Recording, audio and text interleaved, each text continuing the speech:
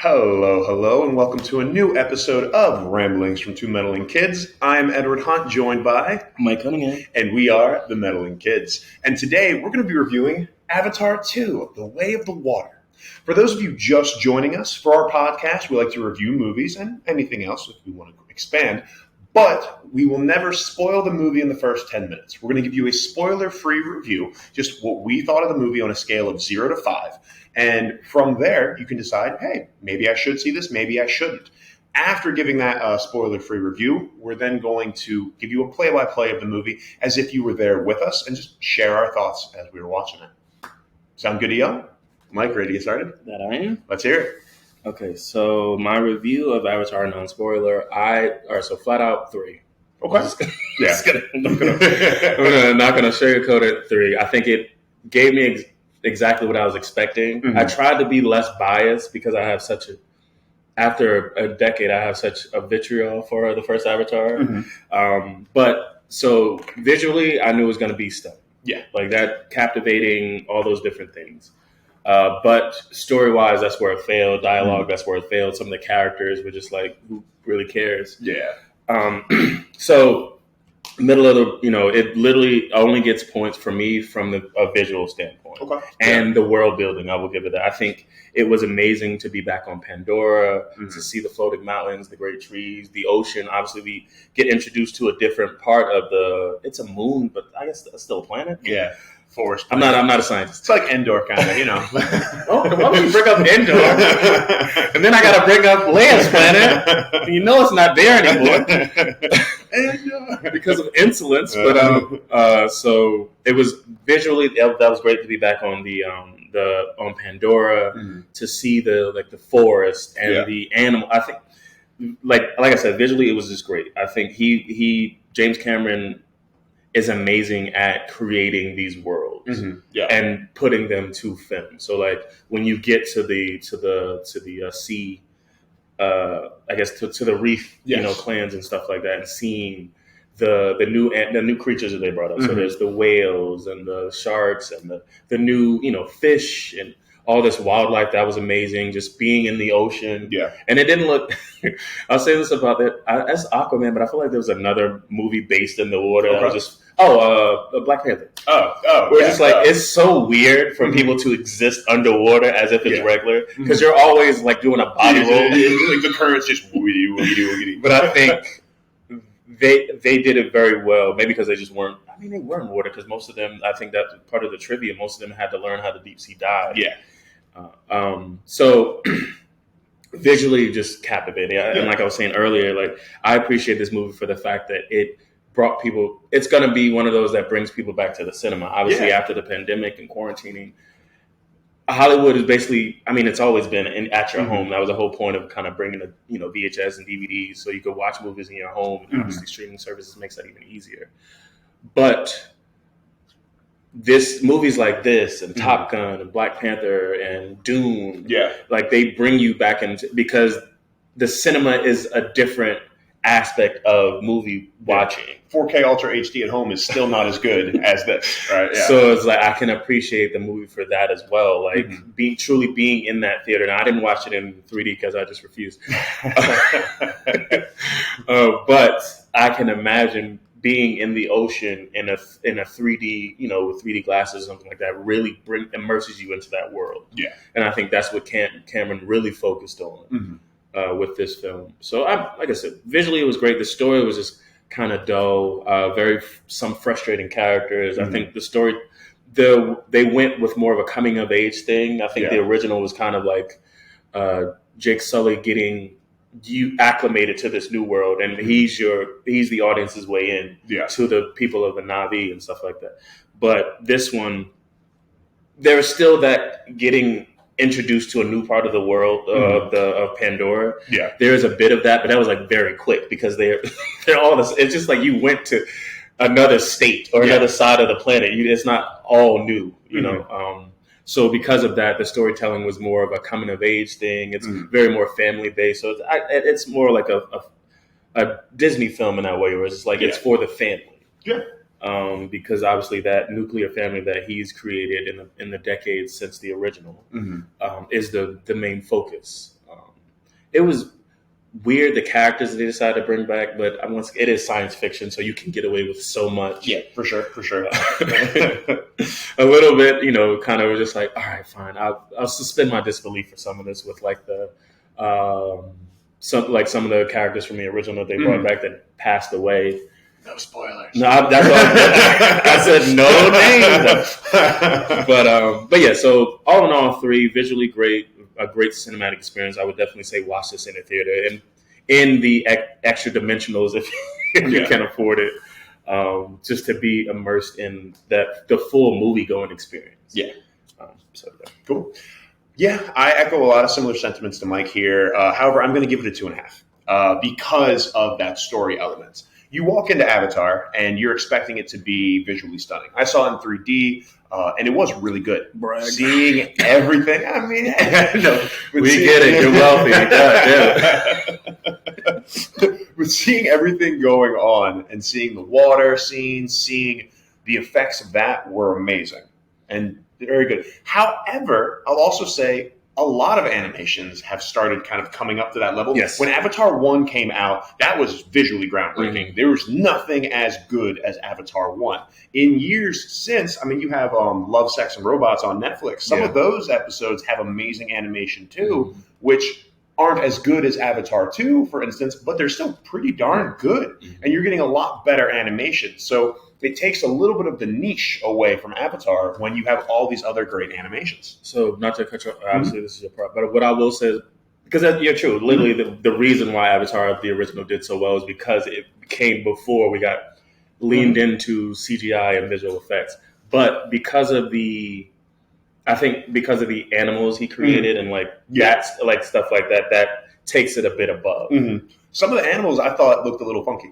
A little bit. Yeah, like some of they had like those little like 4-legged things with like the like the skin pulled back in the jaws. I was like, that doesn't look that good. But it was just like, yeah, you're right. Obviously, we've had a decade of visual effects being enhanced in most of Disney releases, whether it's Star Wars or Marvel, so it was just like, we've seen this before, so what new can you do? Mm-hmm. And I think that's the water part is new. Like he does have the best water animations I've ever seen in a movie, and especially seeing it in 3D, it is very good. However, from a story perspective, it's a lot of the same that we've already kind of seen and can expect from Avatar, and there's like a family dynamic now. However, there's a lot of similarities between this one and the last Avatar as well. And then what they do from a dialogue perspective, some of the characters are a little annoying. Some of the stuff, you're just, okay, we're not focusing on these characters. We're focusing on these other characters. And I'd rather be focused on those characters personally too.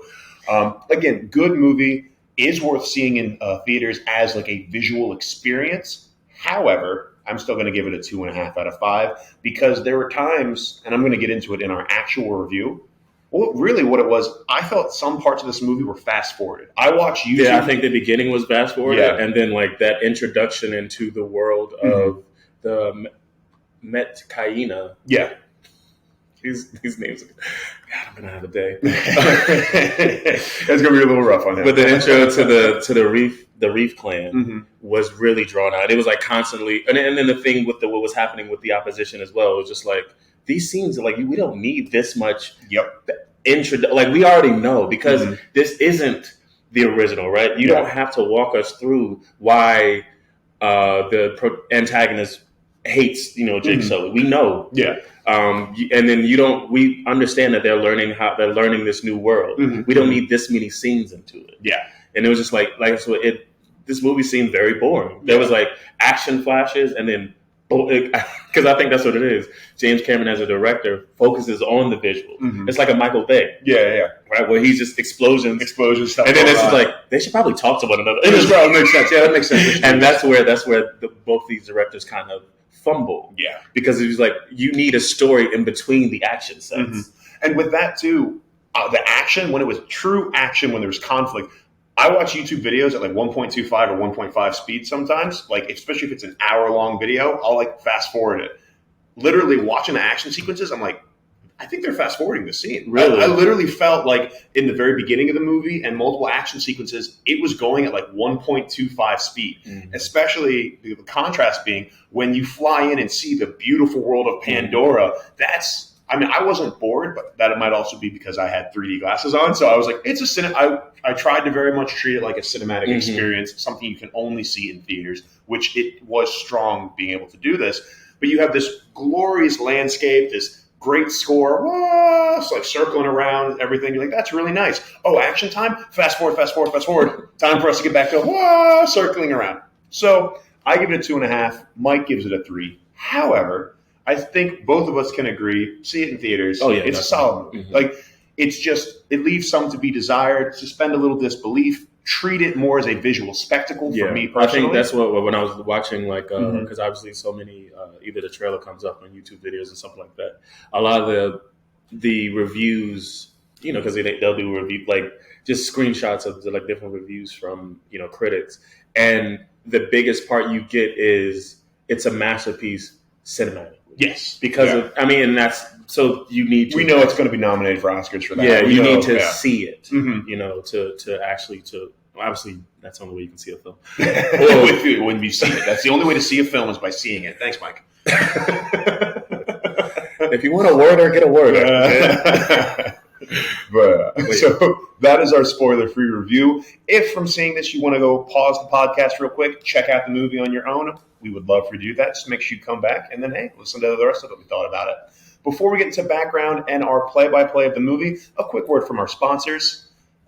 Just Be. I'm a real estate agent in the DMV. Just Be is my team. We're all about where you're meant to be. Our brokerage is Compass, also located nationwide. If you're looking to buy or sell a home in DC, Washington, or Virginia, my team, we can make it happen. If you're looking to buy or sell a home anywhere in the United States, please feel free to reach out to us. I can get you in touch with a Compass agent, and we can make it happen.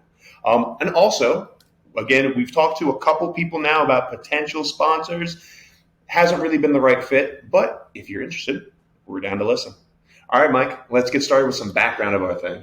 Okay. So Avatar 2, The Way of Water, came out this year on December 16th, 2022. The runtime is 3 hours and 12 minutes. It's long. Super long. The budget for this film is estimated like 350 to 400 million. Okay. Which is going to be interesting as far as making it profitable, because of the fact somebody was saying how, like, the best case scenario is it has to be that in order to break even, it needs to be like the third or fourth highest grossing film of all time, which is upwards of $2 billion. Yeah. So I think Cameron put himself in a hole, but I don't see it doing. I think it's projected this weekend because it just came out. Yeah. It's projected this weekend to make about 150 to 192 million. Okay. Which isn't terrible. Yeah, obviously, right. Black Panther did 180. Yeah. But I don't see it hitting the same thing as Avatar because, like you said, Avatar came with a niche. Yeah. Back in 2009. And then obviously they kept re-releasing it because they're assholes. Yeah. But okay, so that's the projected. Right now on Rotten Tomatoes, it has an 80% critic score and 94% audience score. But it just came out. Yeah, so fair. We'll see that fluctuate, going forward. I am trying to make sure that I don't watch any Rotten Tomato reviews before I give my review. I'm trying to be my own person. Yeah. Just want to make sure I'm not too negative. So obviously this is directed by James Cameron, who directed the original. He's, a famed director of The Terminator, Alien, The Abyss, and Titanic. Yep. I was like, looking at his filmography to date, he hasn't directed that much. Yeah. It's those 5 films. Avatar is, I think, the first time he's done a sequel. No, I know that's a lie. He did Terminator 2. But it feels like even Aliens, like he created it and then like kind of passed it off to somebody else. Stepped away. And it was like that's a big franchise. Obviously, Aliens, Terminator, big franchise. But Avatar seems like to be the one, like his actual, like, oh, this is my life's work type of thing. Yeah. That's why it took 13 years. A cool thing with Avatar is, they have invented technology for the Avatar movies. Like literally, they did not have equipment. James Cameron was like, no, we need this equipment to get this right shot, and they invented it for these movies. So he is having an impact for sure on everything. So starring, apologize. Sam Worthington returning as Jake. Zoe Saldana returning as Neytiri. Stephen Lang as the Colonel Quaritch. I believe his name. Quaritch. Yeah. Once again, these names are going to mess me up a little bit. And that's the regular names. Yeah. Yeah, we're not even into the Navi yet. Not introducing, but for the new movie, we have Kate Winslet as Ronal, who's the chief's wife. Yep. From the Metcaina. I think we're going to say water. We're going to call them the Reef Clan. The Reef Clan. All right, we'll do Reef Clan. Okay. And then Kate Winslet obviously was worked with James Cameron in Titanic. Yep. We have Jermaine Clement as the marine biologist. Yep, Jermaine from also in Flight of the Conchords. Yes. And he was in one of the Men in Black movies as well, like the most recent one that came out. Yeah. Oh, I like Jermaine a lot. Yeah, I like Edie Falco as the general of the RDA. I don't know what it stands for, but that's the Sky People. Yeah. Which pissed me off. We'll get into it. It's like, just say humans. I don't know. We're the Sky People. Sky People. Sky People. A little slur. Cliff Curtis as the Tonavar, I believe his name is. He's the chief of the Reef Clan. Yep. And CCH Pounder, I think she reprises her role as the shaman or Neytiri's mom. Gotcha. From the original. Okay. All right, and so that's it. I mean, we have a few of the original actors from the original returning, and then a bunch of new cast members. For sure. What else? I think that's all I have. I didn't get a tagline for this one. Yeah. And then, as you know, basically the summary is like Jake Sully. It's a decade. You start a decade after the original. It's only a decade. Oh, more than a decade. Sorry, it says more than a decade, but it doesn't because obviously they have. Because they're oldest. That's what I'm trying to think how old their oldest is. But so it's just like we return to Pandora, seeing how the Navi are existing now that they've rid their world of the Sky People after the original. Yeah. And then, that's all the background I really have. Perfect. So when we open up with this movie, what do we see? What's going on? All right. So immediately you come in and it's like the opening scene is like a sweeping shot of Pandora. Yep. And it's like the floating mountains and the forest and the tree of souls. Yeah. And then like the different wildlife that we met from the original, like the horses, the kind of the wolves or the weird dogs. Skin dogs. Yeah. I thought they looked a little funky sometimes with CGI. I was like, they don't look as good as they were really slick. Yeah, they were a little extra slick. Especially when you first met them in the original, because it was like with the oil or something like that. But so you get reintroduced to Pandora and the beauty that is this planet. And then you get some narration from Jake Sully. Yeah. Who was this man narrating to? I don't know. Once again, that's what I'm talking about. In the original, it made sense because he was doing daily logs. Yes. Yeah. So that was his narration. But in this one, it's just like, who are you talking to, sir? Yeah. There were maybe when he starts narrating, they mentioned this bracelet. Yes, the beads. The beads. And each bead tells a story. And so maybe that was a way of doing this. But it was Jake's wife. What's the Neytiri? But it was always Neytiri looking at the beads and singing the songs and telling the stories, not Jake Sully. So I was like, "Why you're not telling me?" I noted that, and I was like, I said something with beads. Yeah, something with beads. Yeah, I'm like, because then also they come back, towards the end. But it was just like it didn't justify him narrating. Yeah, but he's walking you through what's happened since the original Avatar. So in the years since, He is the chief of the Navi. It is the Forest Clan. The Forest, there we go. Forest Clan. Thank you. I got you. Forest Clan. I think it's Amitikaya or something like that. Yeah, for sure. Forest Clan. I'll say it once and then it's Forest Clan. So he is the chief. He is Taruk Makto. Yes. So he's the chief. Super chief. Neytiri is his wife. They start a family. And you see his firstborn is his son. And then he has another son. So his firstborn is named Netiyam. Yeah, Netiyam. His secondborn is Lokai. Loak. Yeah, Loak. Yeah, it is Loak. His thirdborn is Tuck, which is his first daughter.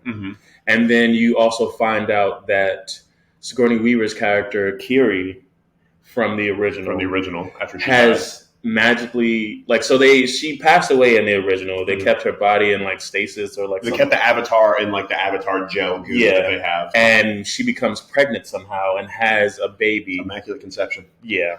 Okay. I mean, they do kind of try to have some themes later. They try. She's pretty mystical at times. Like, are you trying to make her like? Yeah. Okay, talk about Avatar. Yeah. So they have their 3 children. They adopt Curie, which is Sigourney Weaver's character's daughter, and then there's also this human named Spider who was left over. So like after the Sky People left, some scientists stayed behind, but others went back to Earth. And Spider, his name is Miles. But he goes by his Na'vi name Spider.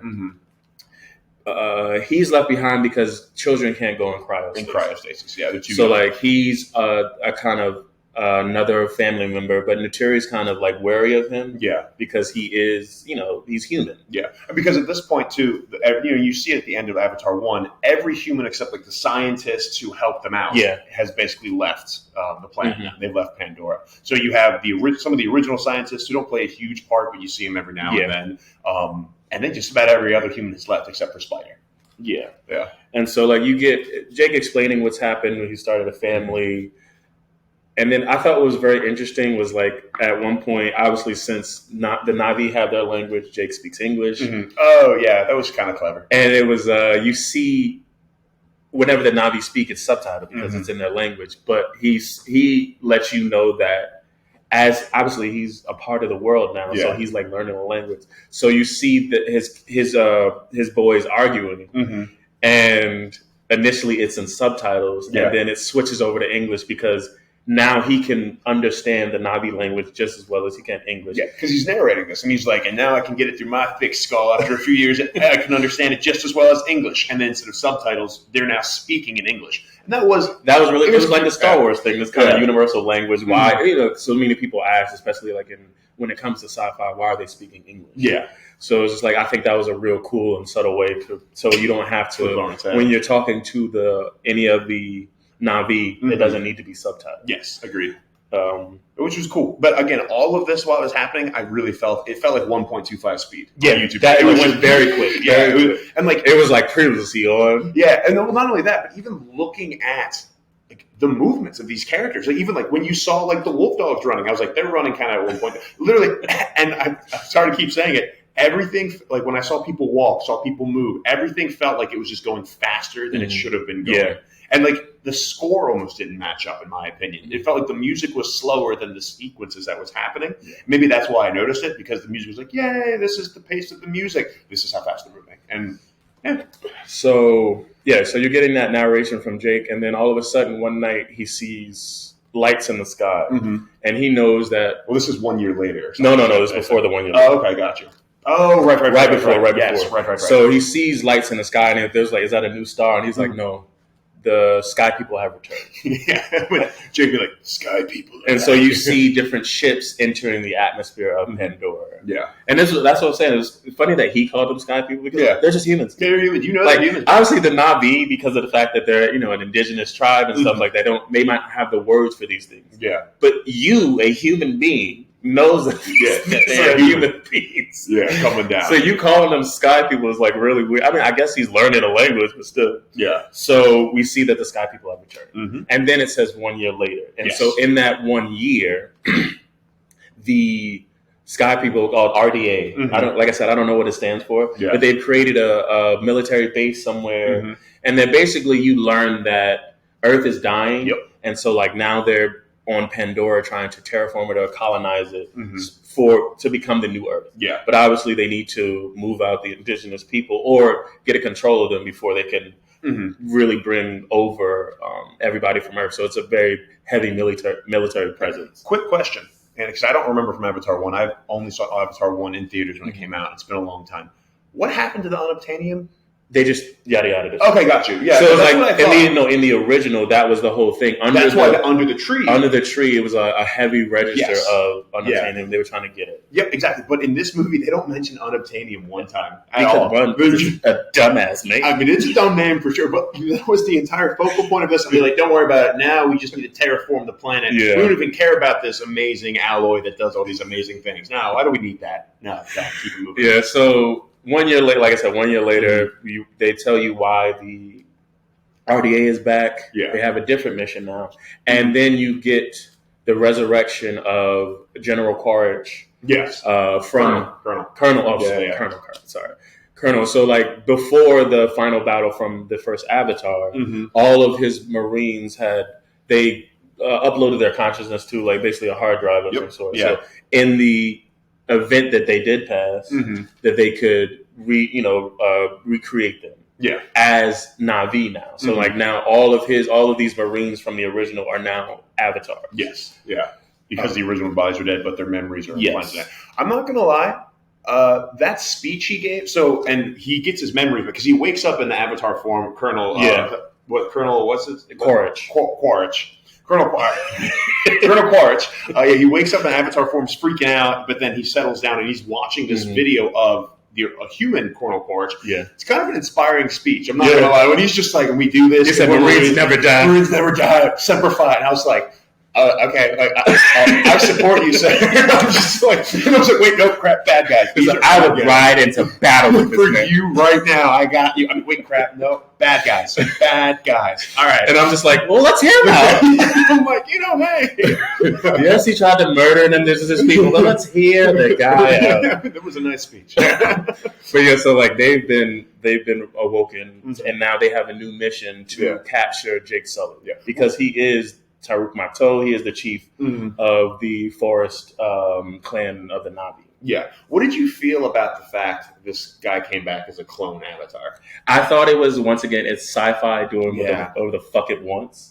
He was a very good villain in the first one, but he was also very generic. Yeah. I think in a way, he's always that overzealous military guy, by the books, willing to do anything. Whether it's break rules or whatever to get his mission complete. Yeah. So and obviously Stephen Lang is amazing. Yeah, for sure. But it was kind of like, okay, come on.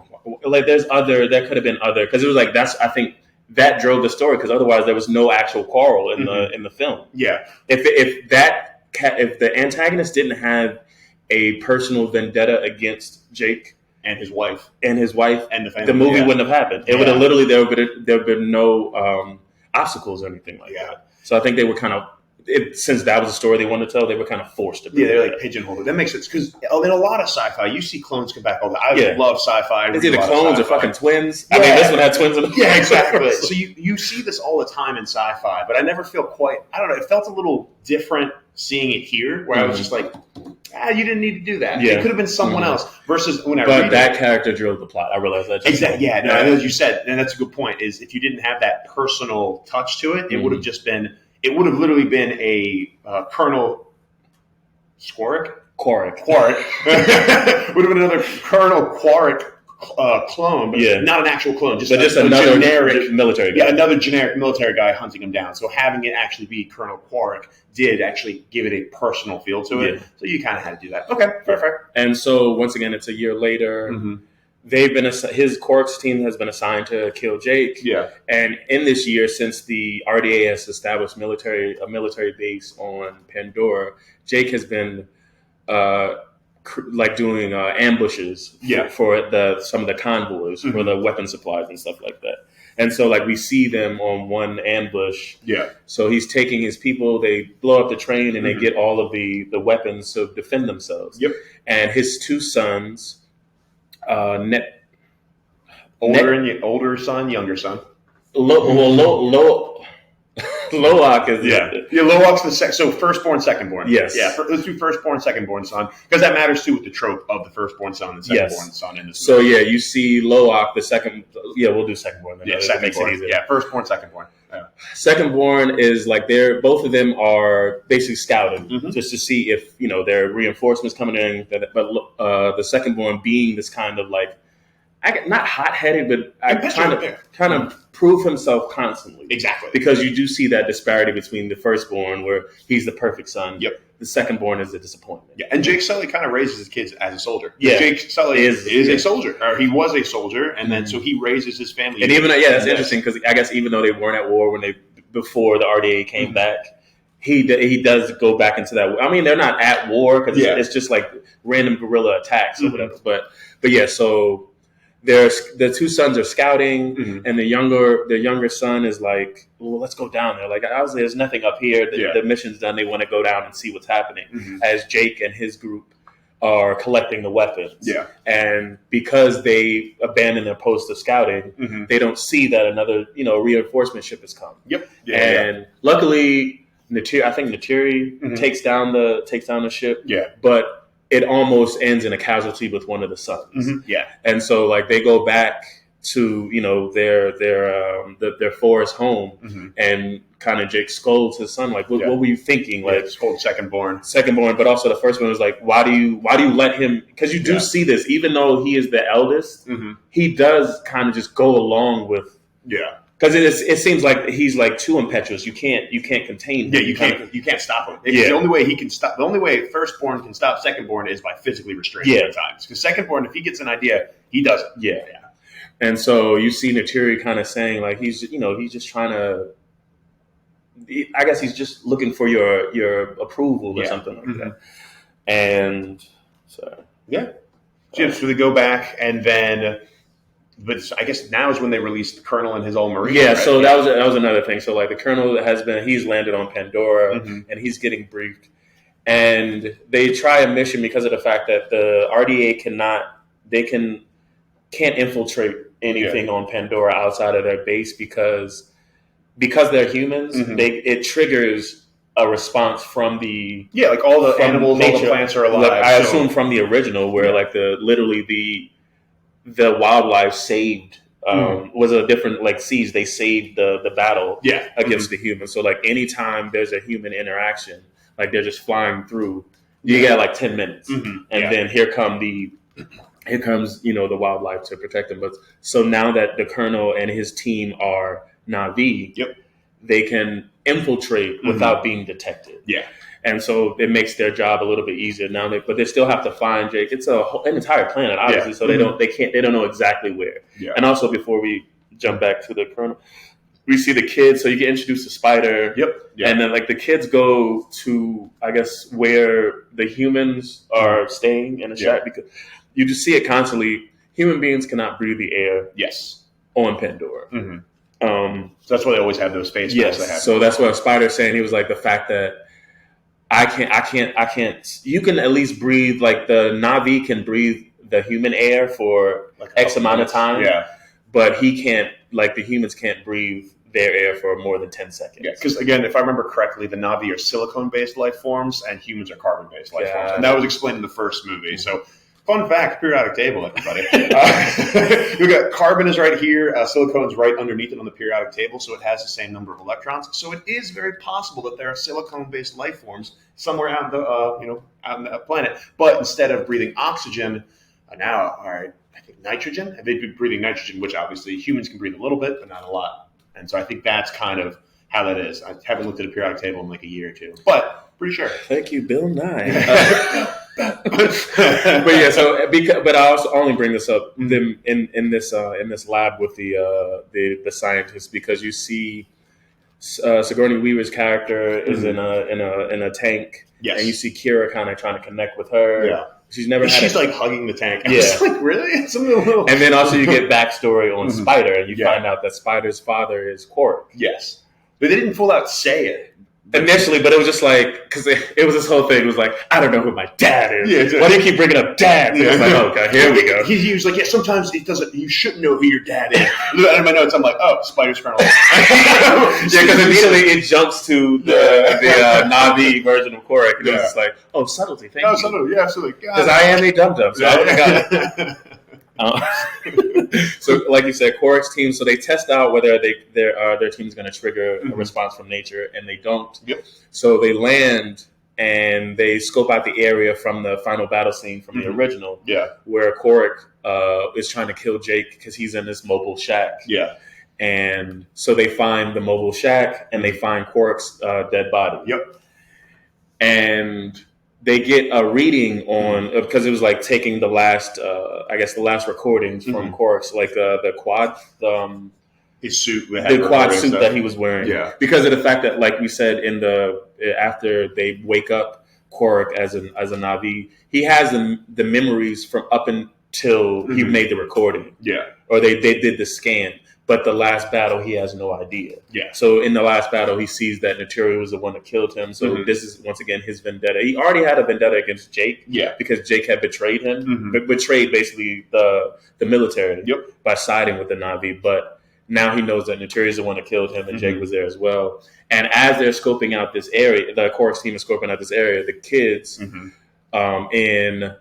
The youngest son, the youngest daughter, Kiri, the adopted daughter, and Spider are wandering around because they're being kids, and they stumble on this team of people that look like the Na'vi but are heavily armored. They clearly know they're not the Na'vi. Yeah.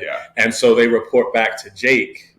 And so Jake, the eldest son, and Naturi go like, just, get away from there. We'll come get you. Yeah. But as the kids are retreating, they are ambushed and captured by Quark's team. Yes. And Quark immediately sees that Loak, the youngest son, is the son of Jake Sully. Well, because they know, for the regular Na'vi, they only have 3 fingers and a thumb. But for all human Na'vi, or anyone with demon blood, as the Na'vi say, it's not nice, they have an extra pinky. So they have 5 fingers. And that's the way you can tell the difference. And also the half.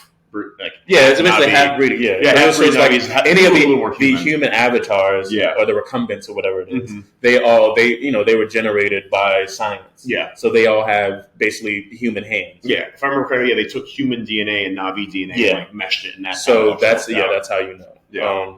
And so they capture the four kids, and Naturi, the oldest son, and Jake come to rescue them.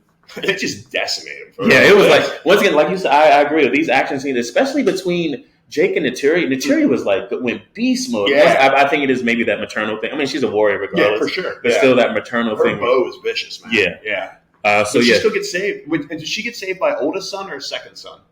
It had to be oldest. Probably oldest, yeah. Because the youngest one was... remember, the oldest one was with them. Yeah, fair. Yeah. But so they rescue 3 of the kids, but Spider gets, I think while he's escaping, he falls. Yep. There's like an explosion that knocks him off a branch. Yeah. And Quark picks him up because I think he's passed out, picks him up, and they take Spider with them. Yeah. And because of this, Jake knows that they're going to interrogate Spider because obviously Spider knows their whereabouts and stuff like that. So he immediately is like, we need to leave to protect this family. Yeah, and Naturi doesn't want to leave because obviously this is her home. Like these are her people. Like she'd rather stay and fight. But I think him being Jake being chief, it's not a fear thing. It's just and him being a military person and knowing the vitriol that Quark has for him and his wife. He was like, I want to spare, because we took major casualties in the first one to fight for this planet. Yeah, and that was just a fraction of. And then, that wasn't even heavy military presence. That was just like people trying to mine. Yeah, exactly. That wasn't what I'm saying? So he knows what's coming. If he doesn't want any more war, he doesn't. So he's just like, if I can remove myself and my family from this, I can save all my people. Yeah. And so Naturi goes along with it.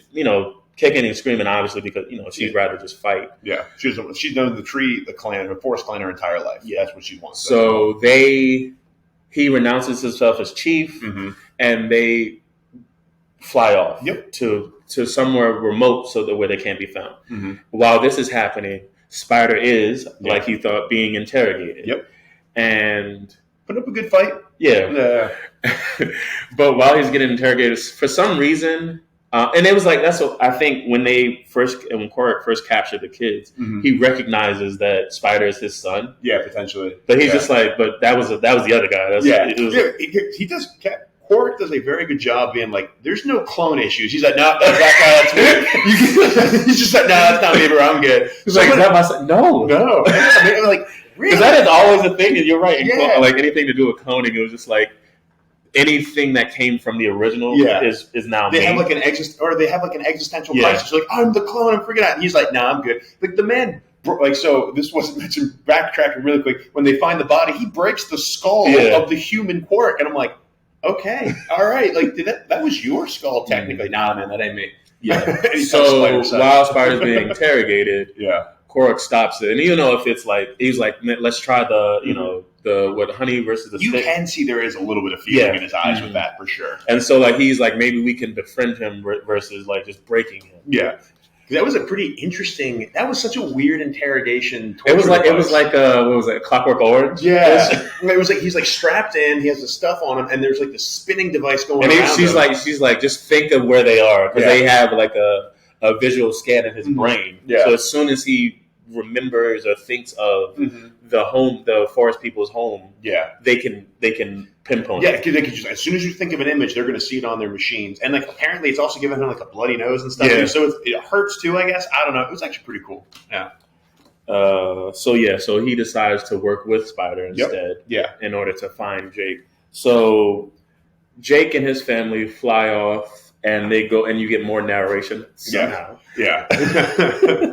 And they fly off to the reef. The reef people. What is it? Metkaina. Yeah. That's what it. But once again, last time. Yeah. And so they fly there, and initially you do see this kind of like, what are you guys doing here? Yeah. The chief comes out, his wife comes out. You see, it's very much like 300, where it's just like women have an equal. Well, I think that's general with Na'vi. Yeah, but it was just like I said, it was just like very interesting. It was like women have this equality to men. Like there's no like like he's the chief and he does get final say, but he takes a lot of what she says important. Yeah, similar to 300 where Leonidas always looked towards his and I was like, I kind of really appreciated that because it does bring this, and I'll give a quote in a second. And so like but you do see the difference between the Na'vi, the forest clan, the forest Na'vi, and the reef Na'vi. So it's just like. The reef Na'vi are teal in color. You see that their forearms are the bones are flat. Yeah, and I think the same thing with their shin bones. They're like long. They're flatter and longer. So kind of like flippery almost, and they look stronger. And then their tails. And their tails are also bigger. And it was like that was the thing you hear like the kids making the reef kids making fun of Forest Sully, Jake's children because their tails are so. Tiny. Yeah, and they said their muscles are smaller because of the fact that it was like obviously in the forest you need to be nimble because they're running on trees and stuff like that. You're climbing, you don't want stuff to break on you versus all these others, they're swimming in the water. Yeah. Yeah. And so there is a bit of hesitation because the chief of the Reef people was like, we don't want you to bring your war here because obviously they know the story of Jake Sully and like how he did defeat the humans. He's legendary. Yeah, Jake Sully is legendary, which is cool. Yeah. And so the chief's wife is initially like, no, not at all. But once again, he does take her for sure. He does take her advice very much to heart, and you kind of see him kind of waver. But I think the legend that is, and also because he didn't come on his own, he brought his family. Yeah. Yeah, very true. And he's very much, it's the, I don't want to fight anymore. I'm not bringing war. I just want shelter for my family. Yes. And they have a special word that I'm blanking on. She said, but it's like sanctum. You know, it's like the equivalent of sanctum. We seek, sanctum with your people. And then, boom. Yeah, so they allow them to, they grant them shelter. Probably and so he tells his people, he was like, I love it that he said, teach them our ways so they do not suffer the shame of being useless. Yeah. And I was like, well, I think that really shows to the Na'vi where it was just like everybody has a purpose. Yes, very true. Every single person has it. Nobody is. If you don't have a purpose, like you are useless. Yep. And so to avoid that, they made sure that because it was like they made comments about their tails. They're like they're not going to be able to swim well. Yeah. Or they can't hold their breaths and stuff like that. So it was just like it was interesting the fact that it was like this is what. They give them shelter, but now you need to learn our ways. Yep, absolutely. And this is the next part of the longest part of the film, it seems like, where you do see the kids learning about how to breathe underwater. Yeah, or hold their breath. Yeah. You see, there's like kind of an attraction between Loak and the chief's daughter. Her name is Rhea. Yes. There's a kind of an attraction there. You do see also, which was interesting, Kiri, when in her initial lessons, it was like she kind of immediately. She picks it up real quick. Yeah, well, she's just like underwater for a long time. I'm like, how is she doing that? How long has she been underwater? I literally wrote that down and right now too, I'm going to say it's kind of like a repeat of Avatar 1 here, man. Like you're learning it, and it's like okay for the next. And I think that's and it was interesting how they shifted it from Jake learning it to the kids. Yeah. So it is their lens. Yeah. They are us learning as well, but it was like a little bit faster. Yeah. Because they also had to learn like sign language. It was like you don't just learn that, my G. Yeah. So and you're like, okay, for the next hour of the movie now, you see Jake learn like once. It takes him like 2 tries. He's like, I got it, I'm good. Mm-hmm. And then now the kids are trying to fit in. The kids are trying to do everything. Yeah. But Kiri, she's just mystical. She's dancing with fish and all this other stuff. And I'm like, okay, she's got it. She's doing good. And then at the same time, you see Quark and his team along with Spider trying to find.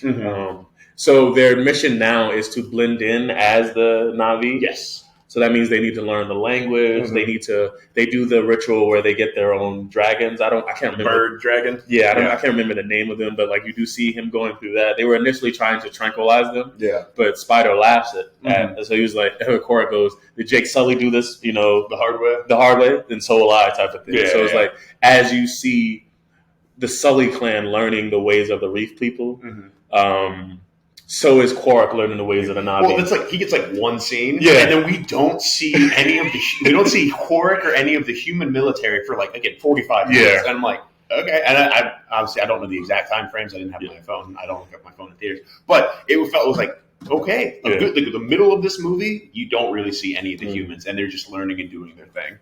And so as they're learning, one big thing that Jake tells his family is like, don't ruffle any feathers. Because mainly speaking to his youngest son, he knows like, I know you're a troublemaker. I will fuck you up. Exactly. They already did want us to stay because we had no money. Okay, I'm paying this man no rent. And they just let us here. Yeah. But so you see that once again, Kiri is very in tune with the water. So she's like kind of underwater, listening to the sand and getting in touch with the water. And the chief's son, I'm going to butcher his name, so I'm not going to try it.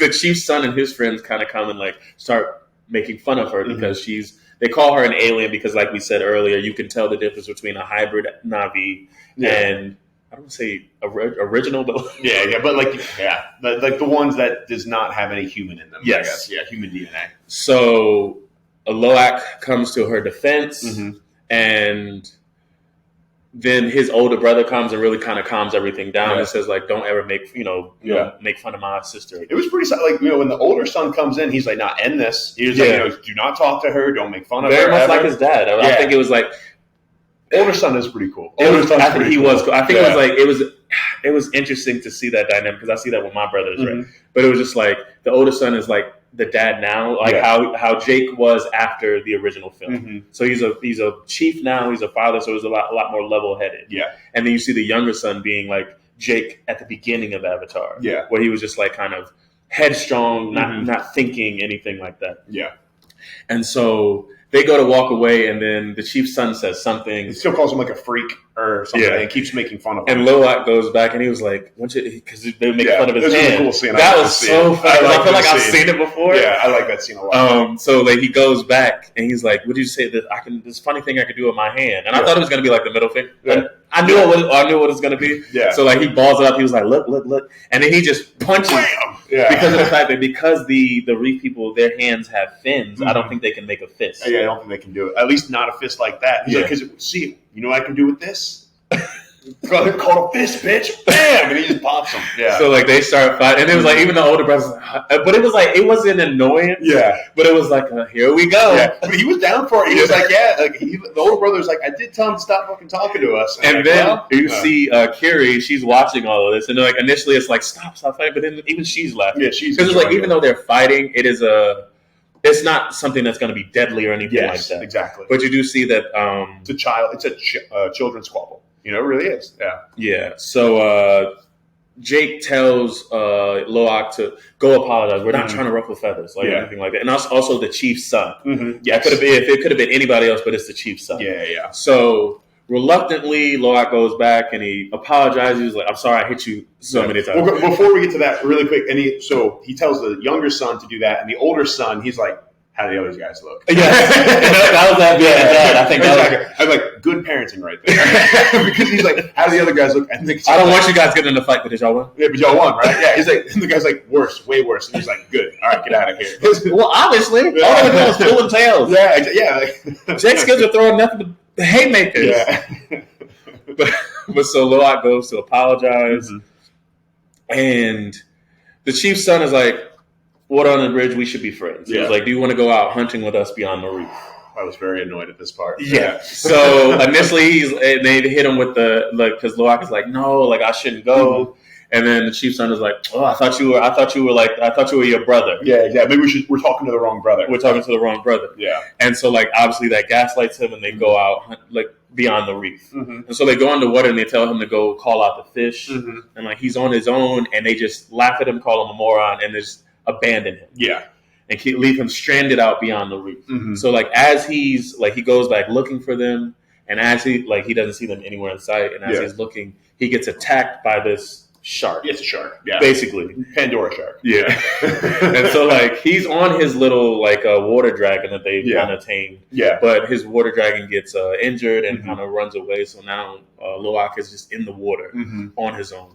And then once again, I told you this is why I cannot stand the ocean. At least it was like brightly lit, because usually ocean is dark as hell. Yeah. But still, I can't stand the ocean because you're not gonna get me body rolling in the water, not able to defend myself. Yeah. I was wondering, where is the evil, or vicious sea creatures? We haven't seen a single vicious sea creature up to this point. I guess they're in the reefs, so they're not really there. Yeah. But I was like, where is this? And then we get shark. Yeah. So the shark attacks him, and then so he's able to get away. But once again, they can only hold their breath underwater. They cannot breathe the water. Yep. And so eventually, you do see him needing to go for air. And I thought initially it was going to be one of those things where like this was the moment where, because I thought they were just going to learn how to breathe underwater. Okay. I don't know why. Yeah, okay. Because I figured if the reef Navi could do it, they all could. You just need to kind of unlock it. But that wasn't the case. He needs to go up for air. So he goes up and the shark is there like waiting. And I knew it was like, bro, you think I'm just going to go? Yeah. So gotta try it. Yeah. Right before the shark attacks him and takes the final blow, he gets ex machina and saved by this giant whale. Now, they are called the Tolkien. The Torkin? It's Tulkin. Okay. Pronounce it how you will. Okay. Yeah. Whale. Pandora whales. We got Pandora sharks, Pandora whales. And so he gets saved by a whale, but he still kind of passes out because he was never able to make it to the surface. Yeah, the whale smashes the shark against the rock, but then he still couldn't make it up to the surface, so then he blacks out.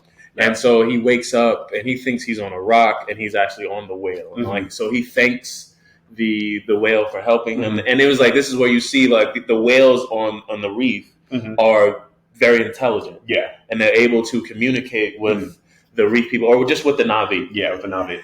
Though he says at this point, he's like, I can't understand you. Like he said, either the sign language, the whales, I think, understand speech and the sign language that the reef people do. So he can communicate with the whale a little bit, but then he doesn't understand what the whale's saying when he says. Yeah. But so we get and you notice that the whale has a hook in his fin. So like Loak takes it out. Yep. And he also noticed that his other fin is disfigured. Yeah, it's gone. It's like chopped off. Yeah, like basically imagine my arm from the elbow up, gone.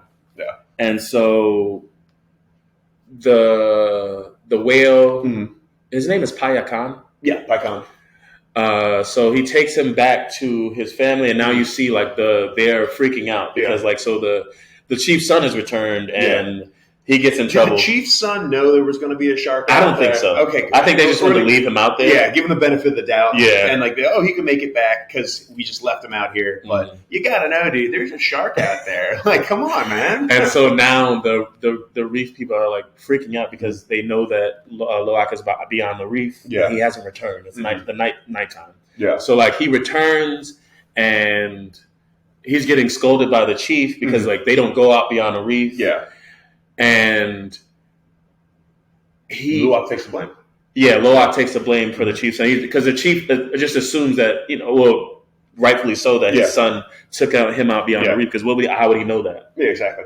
And then so Loak takes the blame, and now the chief's son is like, oh, now we're friends. Yeah, and you saved my ass. Now we're friends. I tried to get you killed, and so Loak tells them about the whale. Yeah, and they tell him that they tell Loak that he's an outcast because he's a killer. Yes, and then you find out that the whales on the reef are pacifists. Yeah, and the outcast has killed before, so like he's an outcast. He's an outcast to the clan. Yeah, and now so we still start going through a little bit, and then like. Now all of a sudden he's like, "Well, I'm still going to hang out with." So this is where you get the back and forth, and it was like we didn't need all of this. Yeah, it was way too much time with him like being defined. Like so, he's hanging out and getting to know. Yeah. Excuse me. Pycon. Payakan. I thought it was Pycon when they said, but okay, call him Outcast. Cool, Outcast. Yeah. So he's getting to know him. He finds out why he was Outcast. Well, that's later. So we find that. So now we have that. Then all the Tolkien come back, and you have the weird narration bit again, where it's like, "Who's Jake Sully talking to right now?" You're like, because he's like, "The Tolkien come back from their migration." Blah blah blah. I'm like, dude, who are you telling this to? You're just expositioning this because you need the exposition, and then you see all the reef people and their bonds with them. We call them soul sisters, soul brothers, all of that. Well, and they match with them. And then I think, Luwak does meet with him later. He's like, you need to tell me why you're an outcast. Yeah. And then you find out that the outcast's mother was killed by whalers. And so like he gathers some of his brothers to attack. Yeah. And his brothers end up getting killed. And by the law of the whales, they're like, we're pacifists. So like, those deaths are on you. Yeah. Even though you didn't go out and murder them yourselves, you rallying them to fight is what got them killed. So that blood is on your hands, and now you're an outcast. Yeah.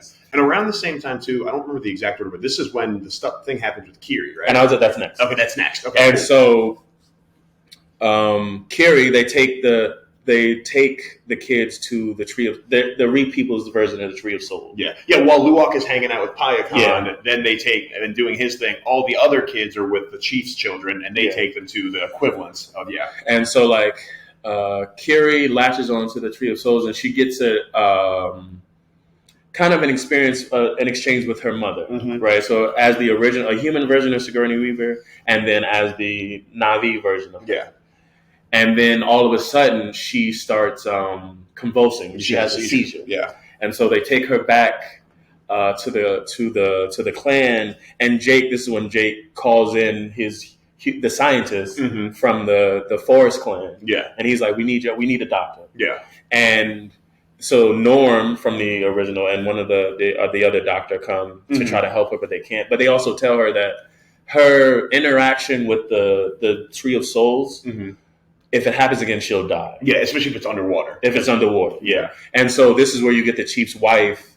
I believe her name is Ronal. She helps wake up Kiri. And but now because Jake called in the scientist, the Quark, who was obviously still searching for them. Apparently, we haven't seen him search in a while. He's still doing it, yeah. But so he tracked the ship that Norm and the other scientists used to get to the reef. Yeah. And so now they know that they're somewhere in the southern, I think that the eastern seaboard. Yes, since they were able to track the ship, and they're like, based on the trajectory of that ship, or the airship that the scientists took to get out there to help Kiri, it's got to be in this vicinity. And they're like, well, there's like 100 islands out there. It's like, well, we'll figure it out, but we know it's over there. So they fly out there, and what they do is they commandeer a whaling vessel. Yeah. And then you see them going throughout the basically village to village looking for Jake Sully. Yeah. And like interrogating people. They shoot one of the water dragons. Yep. Yeah. And Sparta's watching all of this. And then they realize that I think they burn a few villages and realize terrible way to do business. Yeah.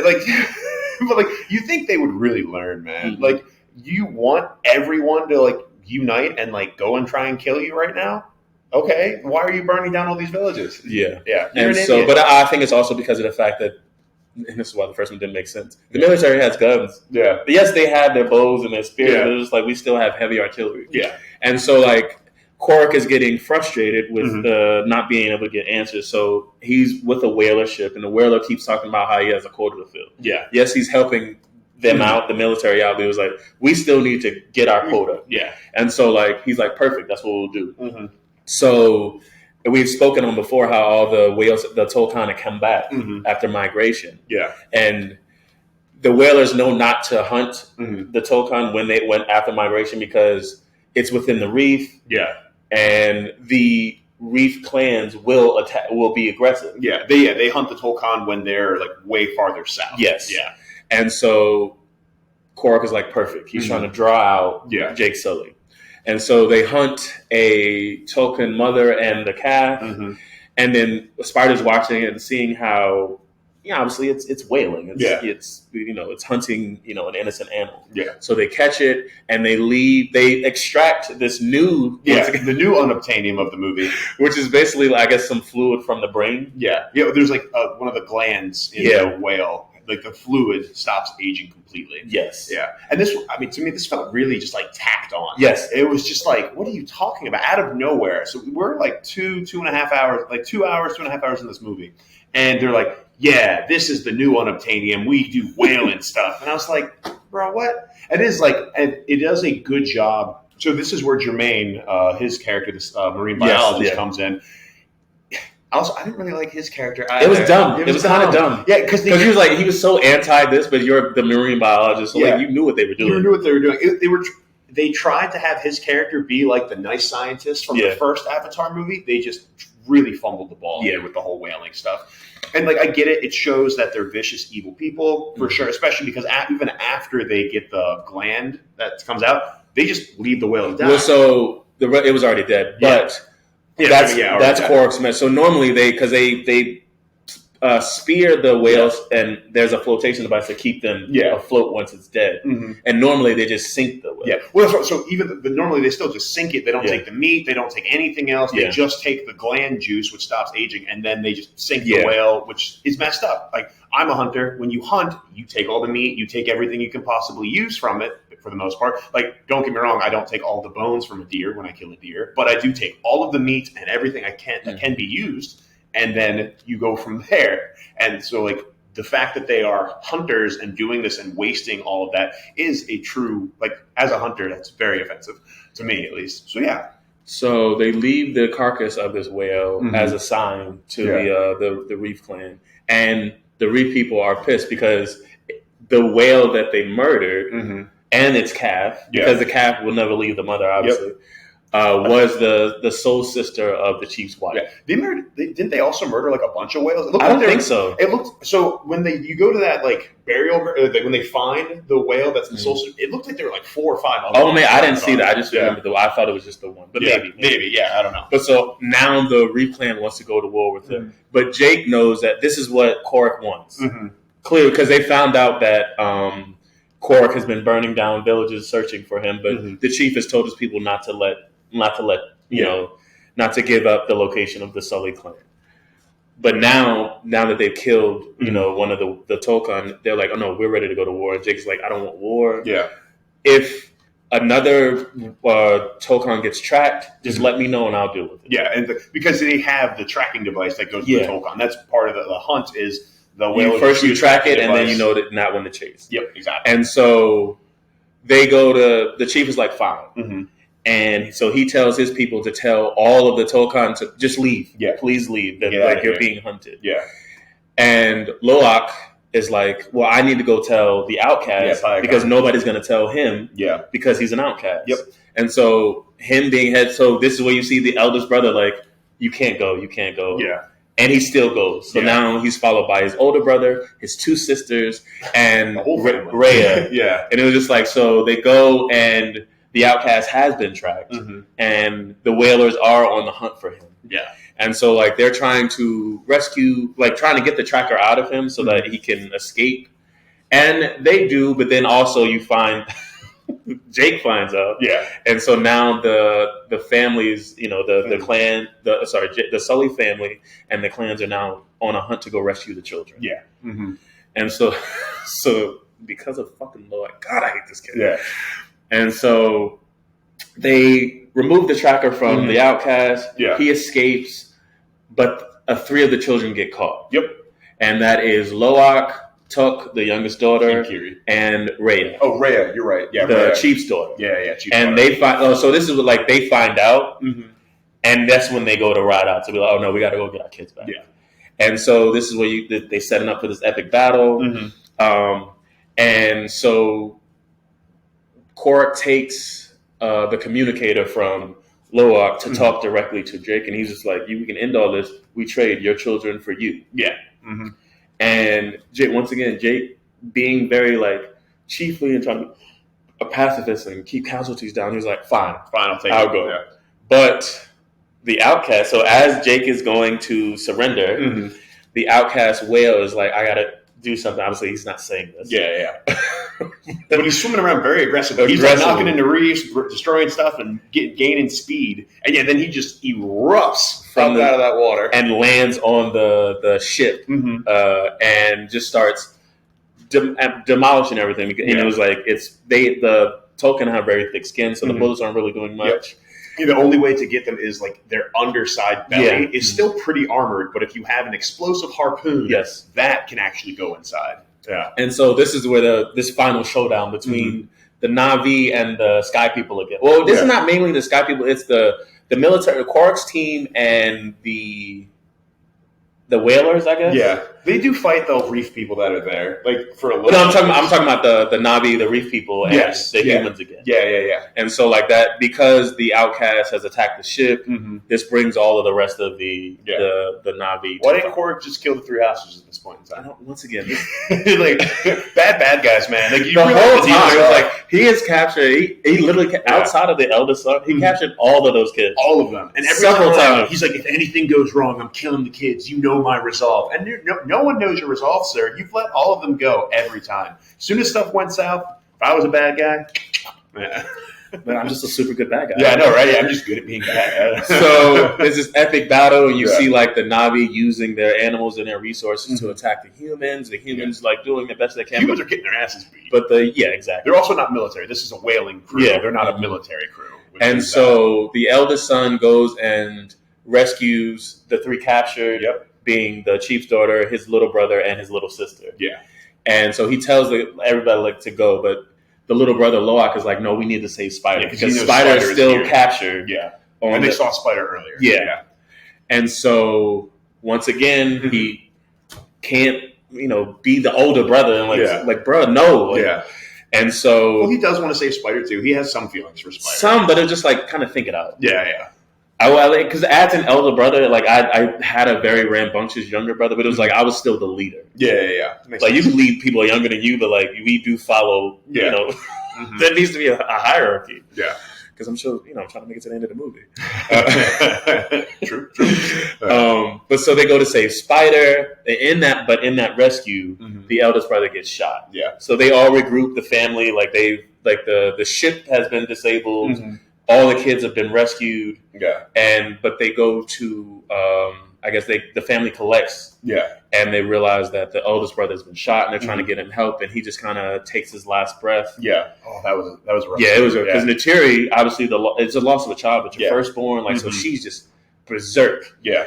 And then you find out that the youngest daughter has been captured again. And she even said it. She was like, I got captured again. I was like, yes, you're a kid in a film. Honestly, I'm not going to lie. That flopped for me. They were trying to have some comedic relief there. It was like, I can't believe I got captured again. I was like, shut up. Keep They did get laughs in my theater. Granted, my theater was fairly empty. Yeah. But I was like, all right, a little bit funny. Yeah. My theater, dead silent. No one gave a fuck. They were shutting down, dumb, stupid. Get out of here. Because they were like, you're 8. Yeah. And quick backtrack, too, because at this point, what happened, like the whaling vessel with like the whaling guy, they're just chasing after the outcast before all this happens. And I'm like, what? And this is why Jermaine didn't go well, the marine biologist. Yeah. He's like, who's the dumb one now? Blah, blah, blah. I'm like, sir, you were on this boat. That's what killed You're going to die I was too. Like, you think the big guy's going to protect you? Yeah, exactly. Because he knows that you're a good guy? No, he hasn't been watching the movie? He's not been watching the movie. You can try to be this endearing marine biologist all you want. No, dude. You're guilt by association. You're a marine biologist on a whaler ship. Yeah. Okay, you lost all credibility. Yeah, like, I guess because he wants to study them, but I'm like, dude, no, you. There are other ways to study. Yeah, you flopped. Like the whaling scenes and all that flopped. But yeah, that's like the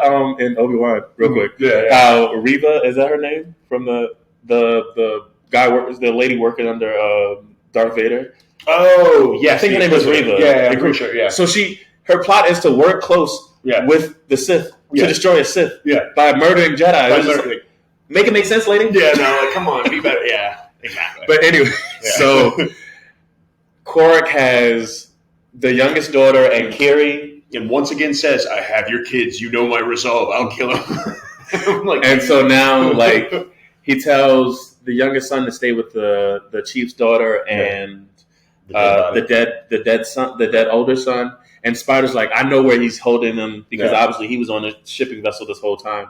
So Spider, Jake, and Naturi. Naturi takes to the sky to kind of ambush. And so, like, this is another beast mode moment. Like, the same way with when they first capture the kids outside of the mobile lab. Naturi just goes off, and it's really cool. Again, though, quick pause. He said, come alone, trade yourself, or I'm killing your kids. As soon as everyone starts dying to Naturi's arrows, kill the kids. Yes. Kill the kids. Like, be a bad guy. Be a bad guy. I know it's a movie. It's PG-13. You can't kill children. I'm just saying, like, come on. And so, like, they disable all of Korik's men. And so he abandons Took, the youngest daughter, but takes Kiri and holds her at knife point. It's just like, look, give up. And so Spider's there as well, being just as useless as he was the entire film. And Naturi, once again, because we talked about earlier, how she was always wary of him because he was human. Oh, there's a vicious scene when Naturi's killing everyone and Spider's hiding from Naturi. Spider's like, dude, if I go out there, she's going to kill me too. Like, there's no stopping her right now. She is brutal right now. And so Korik has Kiri at knife point. So Naturi takes Spider at knife point because somehow she knows that's his son. Yeah, I think they do kind of know. I feel like it was never said. Or maybe it's just no. I mean, I guess if he knew, it wasn't a secret. Yeah, exactly. Yeah, because since he knew at the beginning of the movie, everyone probably knows that's his son. And so she's like, I mean, you killed one of my sons, so son for a son. And so, like, she goes to slit Spider's throat, but she cuts his chest instead. And this breaks. Talking about his resolve. This breaks Korik's resolve, but he lets Kiri go. Well, he was actually, she did that first to show she was serious, and then she was going to stab that. She was actually going to kill, and as soon as she did, that's when Pruitt was like, "Oh, okay." And so he lets Kiri go, and kind of the family like goes to walk away, and Korik goes, I'll hunt you down. I'll hunt you down. Like, like as long as I'm still alive, I'm gonna hunt down you. It doesn't matter how many of my men you kill, how many times I make terrible decisions. I'm gonna keep coming. I'm gonna be a bumbling antagonist. I might be a horrible villain, but I'm gonna be here. Exactly. So Jake is like, well, let's get it over with it, which is really cool. It was nice. I was like, all right. And so like they kind of do this final battle, and they're just fighting. It was like the ship is collapsing. The family can't escape because the fire has engulfed the around them. And so you get where Naturi and Tuck are somewhere stuck in the ship. You have Jake and Korik fighting somewhere in the ship. And ultimately, Jake incapacitates Korik, and he doesn't kill him. He doesn't Superman him.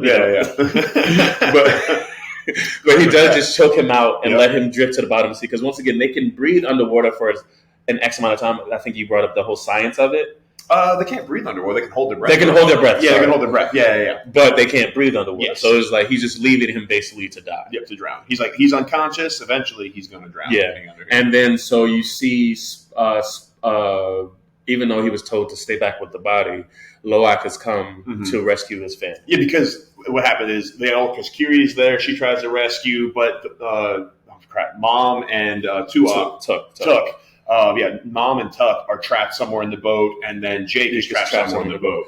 So you get Kiri using her. Oh damn, I didn't bring it up earlier, but like she's using her avatar powers now. Where, like she's just like like Avatar: The Last Airbender now. Where she's like controlling the elements. In order to, so like they said it earlier. There was like a jellyfish type that can help them breathe underwater. Animal that can help them breathe underwater. So she takes on one of those, and it really looks like you have butterfly wings. And there's like these luminescent butterflies underneath the water, or something like fish. Luminescent fish she has, and she controls them and dances. She controls them to go find her mother and her sister.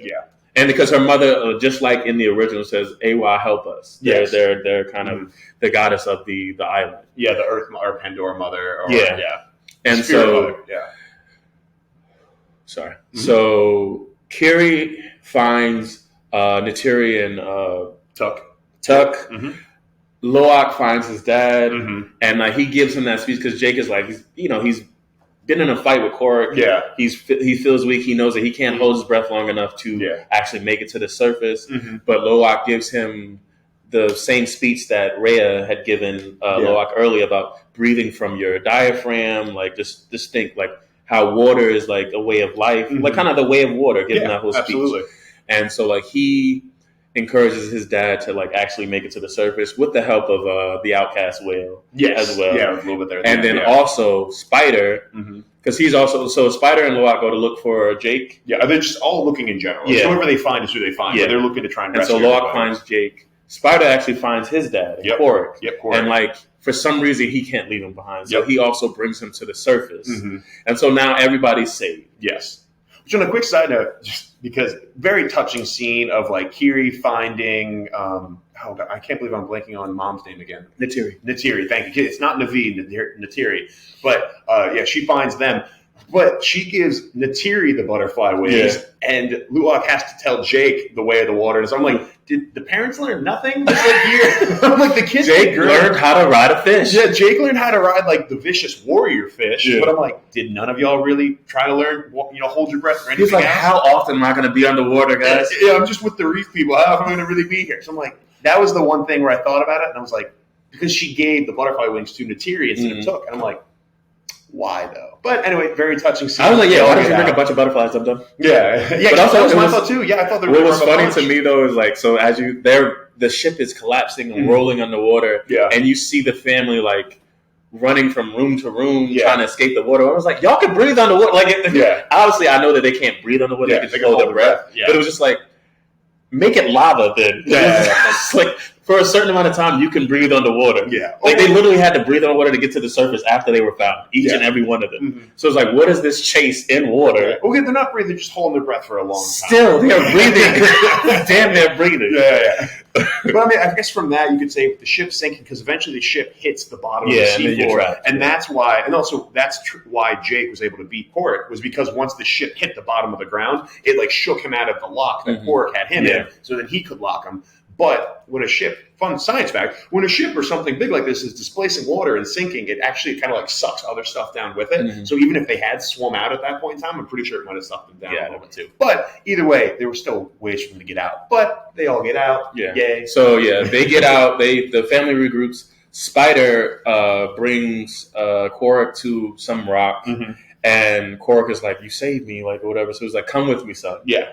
And he bares his teeth, which was always funny to me. Yeah, because like that's what the Na'vi do. They hiss, and then Spider with too, and I'm like, that's not the same. You're not a Na'vi, but you got Tarzan. But so he renounces Korik, his dad, or his clone daddy. Yeah, and goes back with his family. So after that, you get the funeral of the eldest son, and you see how another ritual, how we saw in Black Panther, kind of their ritual in death. Yeah. So like they brought him to the Tree of Souls, and his body is kind of engulfed by the vines or whatever it is. Because apparently the only Na'vi that died in this was their son. Because I think they all bailed on them too. At this point, they were there for a bit, and they're like, all right. Well, I assume there was a bunch of casualties to some of the Reef people. Yeah. Because even as I was watching, I was like, "There's none of these motherfuckers." I think a couple people got shot. Yeah. But also, like all the Na'vi, the Reef people like bailed pretty early in this fight.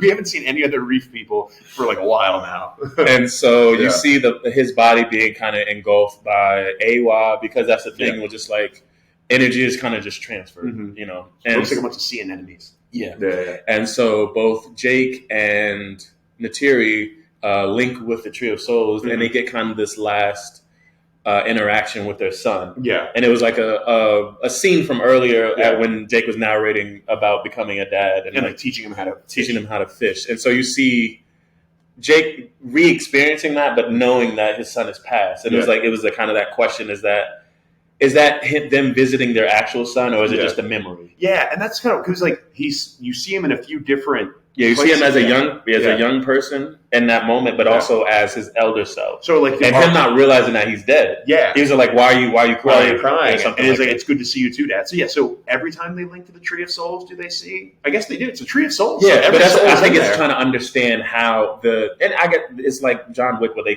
they keep introducing you more and more to this world and understanding the lore, because they didn't really get into it in the first one. Yeah, and I will say, I felt like they kind of cheated Natiri here a little bit. Of course they did, because she's just in the back like a creep watching. She's like smiling in the back. I'm like, she doesn't have her own beloved memory with her son. Like, what? Come on. But because it was like, I felt like it hit her more. Yeah, like that's why she went on beast mode after he passed. And then it's like the same. I think the same thing with the eyes from the original. So it's like, so Jake goes to the chief and says like, okay, we're gonna leave in the morning. Like we've done enough. Yeah. But the chief goes, oh no, your son has been buried with our ancestors. So you're one of us now. So you don't have to go. And Jake, kind of gives this thing where it's just like, well, no, there's no more running from me. Now I want to fight. I guess kind of leading up to the number three. And you get that whole like, we're going to fight now. I'm like, all right. So, and that's the movie. That is Avatar 2, The Way of the Water.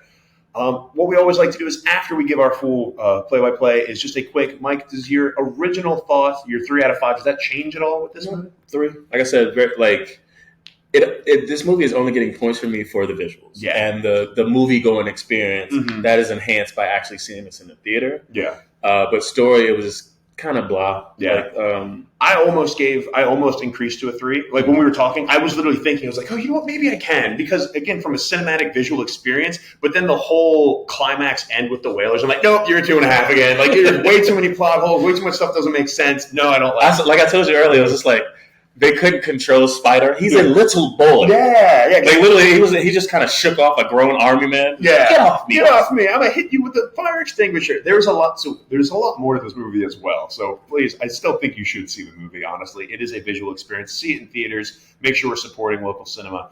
But I'm still gonna give it a 2.5.